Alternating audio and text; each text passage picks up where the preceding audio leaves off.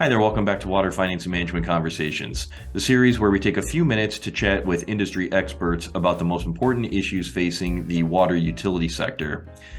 Now, today we're going to discuss a bit about the very important and popular topic of lead service lines. And to do that, I have joining me Dave Johnston, Director of Smart Infrastructure with Mueller. And Dave, before I bring you into the conversation here, I just want to set up our discussion a little bit. And lead service lines, we're probably talking about one of the top water quality issues that utilities are really focused on at the moment, probably along with the PFAS issue.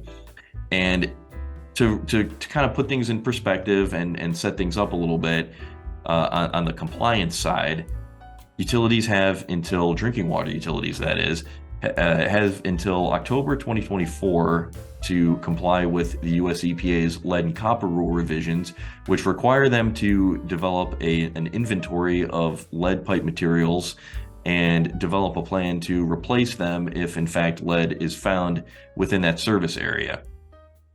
So that's just the broad, very, very broad overview of what is required by utilities.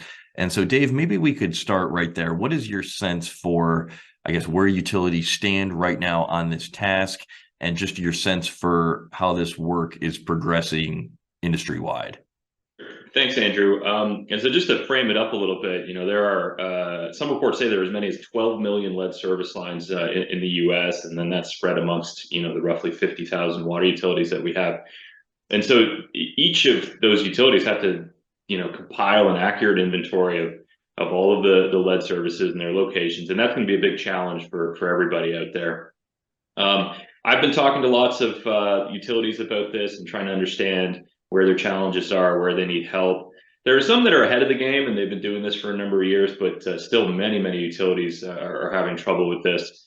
I commonly hear that they're waiting on more information from the state regulatory body before they really put a program into effect. When I ask them if they're going to be running the program or if they're going to bring in outside help, the most common answer I hear is, I don't know. And so even with the deadline approaching so quickly, it still seems to me that many utilities are formulating a plan on the fly as they go. So in short, I believe they're looking for help. Okay, and so let's focus a bit now on the locating aspect of lead service lines. What would you say is the biggest challenge to utilities in locating these lead service lines, and also in situations where they need to inventory and locate service lines on the private homeowner side? Sure. So the first big challenge in the industry is going to be a historical records review. And so, that's going to require utilities to go through their old records, collect all that information, and assemble it into some form of an inventory of what they have on record today. People look at tap cards. People will look at old purchase orders for service installations. And that's really going to be the first big challenge. Now, I will say, from what I've heard in the industry, that most of the time the records are a lot less complete when it comes to homeowner side services, and so that's it's going to be even more challenging when it comes to the part of the service that's downstream of the water meter. Now, the good news is there are some companies in the industry that are offering software solutions to manage all those records. They got machine learning algorithms that can help identify the probability of a service in fact being led based on all the information that they have. And so, it's going to be a big challenge in the industry, but there are solutions that are coming to bear. Now, the second big challenge is going to be the follow-on to the historical records review, which is going to be field verification of whether or not a service is in fact lead. There are sort of two ways that people are doing this right now. One is through water quality testing, where you'll actually, sample the water quality for lead concentration, at a tap or spigot outside the house.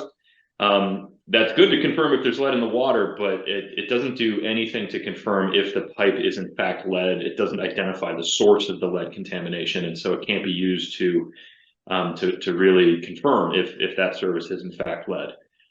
The second method is visual inspection.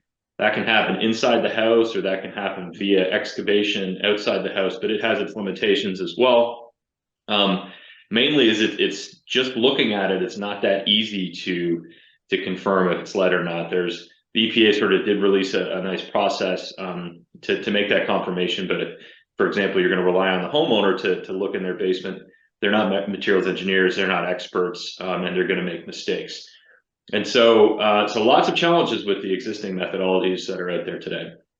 Yeah, and as you alluded to earlier, there really are some mixed numbers out there about just how many lead service lines there are remaining in the ground in the United States.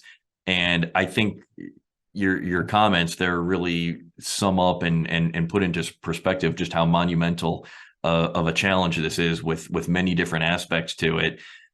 So I think to bring this full circle now, Dave, maybe you could tell us a little bit about what Mueller is working on in this space and how you're working to help your customers accelerate lead service line location, and again, just your general outlook on what's going to be happening in the industry before we get to that October 2024 deadline in about a year and a half.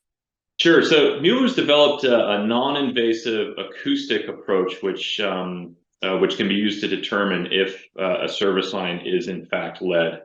The solution is completely non-intrusive, completely non-destructive. There's no need for excavation. There's no need for modification or no need to shut down the service. It was developed by our team up in Toronto, who've been working on acoustic-based systems for a long time. It's shown very promising results in the early R&D testing that we've done. We've conducted validation testing with Severn Trent Water out in the UK, and so far the results, like I said, look very, very good. And so, moving forward, we're going to continue doing research on this, but we're moving quite quickly. We plan on doing additional validation testing here in the United States, and if everything continues to look as promising as it currently does, we will be bringing this technology to the market and offering it as a commercial solution, hopefully this summer sometime. Well, we will definitely look forward to hearing more about that. And Dave, of course, this topic, there's much more to talk about. We're just barely scratching the surface. So we'll look forward to talking more about this later this year, hopefully. And we'll certainly be keeping our eye on all of this work as it progresses. So Dave Johnston, Director of Smart Infrastructure with Mueller, joining us on Water Finance and Management Conversations today. Dave, appreciate you joining us. And thank you all for joining us on another edition of Water Finance and Management Conversations. We will see you next time.